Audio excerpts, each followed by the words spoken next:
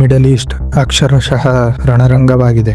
Iran ತನ್ನ ಸುತ್ತ ಇರುವ ಎಲ್ಲ ಗಲ್ಫ್ ರಾಷ್ಟ್ರಗಳ ಮೇಲೆ ಅಟ್ಯಾಕ್ ಮುಂದುವರಿಸಿದೆ. ಸೌದಿಯ ಮೇನ್ ಆಯಿಲ್ ರಿಫೈನರಿ ಆಗಿರುವಂತಹ ಅರಾಮ್ಕೋ ಮೇಲೂ ಸಹ ಇರಾನ್ ತನ್ನ ಡ್ರೋನ್ ಮೂಲಕ ದಾಳಿ ಮಾಡಿದೆ.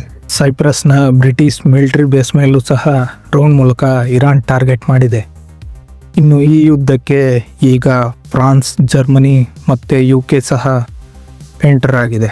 UK PM ಸ್ಟಾರ್ಮರ್ ತಮ್ಮ ಎಲ್ಲ ಬೇಸಸ್ಗಳನ್ನು ಅಮೆರಿಕ ಯೂಸ್ ಮಾಡ್ಕೊಳ್ಳಿಕ್ಕೆ ಅವಕಾಶ ಮಾಡಿಕೊಟ್ಟಿದೆ. ಇನ್ನು US ತಮ್ಮ ಫೈಟರ್ ಜೆಟ್ ಪತನಕ್ಕೆ ಕುವೈತ್ನ ಏರ್ ಡಿಫೆನ್ಸ್ ಸಿಸ್ಟಮ್ಗಳು ಕಾರಣ ಅಂತ ಕನ್ಫರ್ಮ್ ಮಾಡಿದೆ. ಇಸ್ರೇಲ್ ಲೆಬನಾನ್ ಮೇಲೆ ತಮ್ಮ ಆನ್ ಗ್ರೌಂಡ್ ಮಿಲಿಟರಿ ಫೋರ್ಸ್ ಮೂಲಕ ಅಟ್ಯಾಕ್ ಮಾಡೋಕೆ ರೆಡಿ ಆಗಿದೆ. ಮಿಡಲ್ ಈಸ್ಟ್ ವಾರ್ ಒಂದ್ ಕಡೆ ಆದ್ರೆ, ಪಾಕಿಸ್ತಾನ್ ಮತ್ತು ಅಫ್ಘಾನಿಸ್ತಾನ್ ವಾರ್ನಲ್ಲಿ ತಾಲಿಬಾನ್ ಪಾಕಿಸ್ತಾನದ ಮಲ್ಟಿಪಲ್ ಮಿಲಿಟರಿ ಬೇಸಸ್ಗಳನ್ನು ಟಾರ್ಗೆಟ್ ಮಾಡಿದೆ.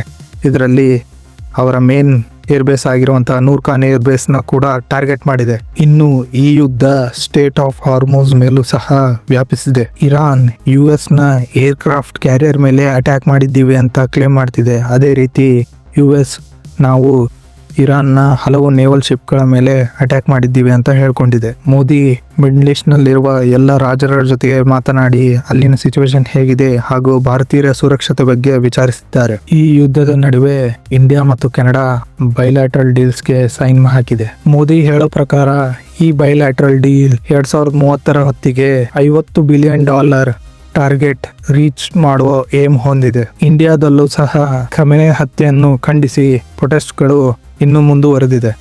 ಪ್ರೊಟೆಸ್ಟ್ಗಳು ಔಟ್ ಆಫ್ ಕಂಟ್ರೋಲ್ ಆದ ಕಾರಣ ಶ್ರೀನಗರ್ನ ಲಾಲ್ ಚೌಕ್ ಅನ್ನು ಸೀಲ್ ಮಾಡಲಾಗಿದೆ. ನಮ್ಮ ದೇಶದ ಜನ ನೋಡಿ, ಪಹಲ್ಗಾಮ್ ಅಟ್ಯಾಕ್ ಆದಾಗ ಯಾರೂ ಸಹ ಈ ರೀತಿ ಪ್ರೊಟೆಸ್ಟ್ ಮಾಡಲಿಲ್ಲ.